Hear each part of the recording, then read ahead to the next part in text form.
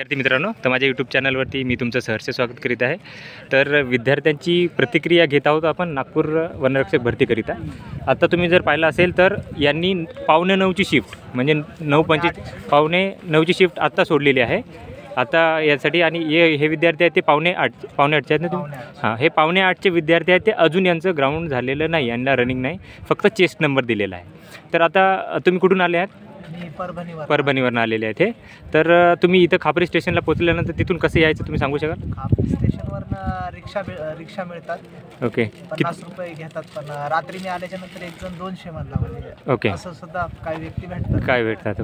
50 रुपये घेतात। ओके, त्याच्यानंतर तुम्ही इथं आल्यानंतर जेवणाची आणि पाण्याची बाकीची व्यवस्था कशी आहे ते तुम्ही विद्यार्थ्यांना सांगू शकता? पाण्याची काय व्यवस्था तेवढी नाही, म्हणजे केली त्यानं, पण ती तुटपुंजी आहे समजा, पूर्णतः पुरत नाही विद्यार्थ्यांना। तर तुम्ही येत असताना स्वतःची बॉटली वगैरे सोबत घेऊन येतात। ओके, जेवणासाठी सुद्धा जे तुम्हाला लागतात, फ्रूट वगैरे ते सुद्धा सोबत। इथं बघा, लक्षात घ्या की इथं फ्रूट आणि जे काही गोष्टी आहेत म्हणजे नारळ पाणी काही सोयी नाही आहे। म्हणजे विचार करा तुम्ही पूर्ण जंगलात आहे, नाश्त्याची सोय नाही आहे। हां, तर तुम्ही काय करा की जेवढी सोय करता येईल स्वतः तिथून येताना तुम्ही खापरी स्टेशनवरून किंवा नागपूरवरून येताना जेवढं घेऊन येता येईल तेवढं घेऊन या। त्याच्यानंतर इथं आल्यानंतर प्रोसेस काय होते तुम्ही सांगू शकाल? प्रोसेस अगोदर म्हणजे तुमचं हॉल तिकीट येत आहे, आणि विशेष म्हणजे इथे सकाळपासून लाईनीची सुविधा नव्हती। लाईनीची सुविधा सेट करण्यासाठी खूप वेळ गेला। ओके, यांनी अजूनपर्यंत आता जनरेटरची सोय केली आहे, पण पहिली बॅच त्यांनी 11 वाजता पहिले विद्यार्थी बाहेर आले, जी 5:45ची बॅच होती ते 11 वाजता बाहेर आलेले आहेत ते विद्यार्थी। सेकंड बॅच आहे, तर आमचं आता 3ला होणार आहे। आता तर तुम्ही एकंदरीत परिस्थिती बघू शकता विद्यार्थ्यांची काय आहे। नक्कीच याच्यातून तुम्ही बघू शकता की वन विभागाचं जे होत आहे दुर्लक्ष ते तुम्ही बघू शकता।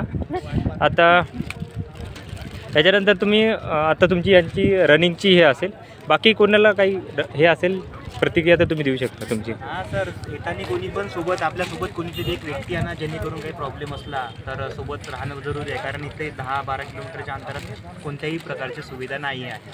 त्यामुळे आपला भाऊ म्हणा, बहीण म्हणा किंवा आई वडील कोणतरी सोबत असावी। ओके, तुमचं काय असेल?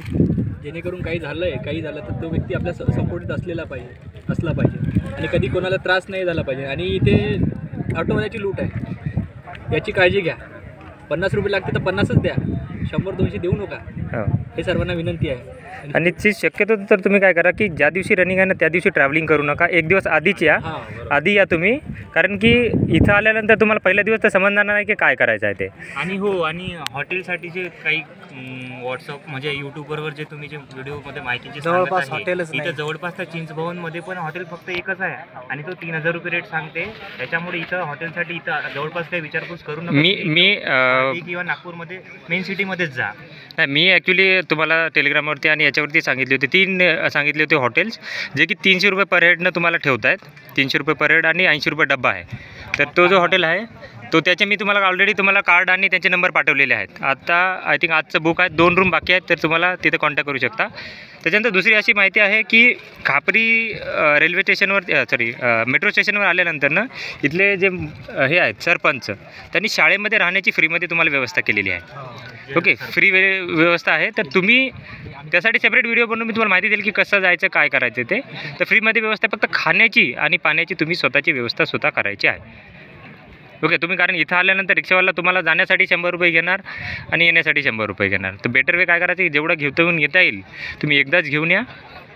नॉर्मली केळी असतील, त्याच्यानंतर नारळ पाणी घ्या, नारळ पाणी तुम्ही वाटलंच तर तिथून 3-4 घेऊन या, जेवढे घेता येईल तेवढे, कारण इथं ग्राउंड कधी होईल त्याची गॅरंटी नाही आहे। तुम्ही फक्त या। आता या विद्यार्थ्यांचं बघा सेकंड बॅच असेल, त्यांना बंड्यावाल्याला सुविधा तिथे का लावू देते, इथं कम से कम बंड्यात लावू द्यायला पाहिजे होत्या लोकांनी, आहे का?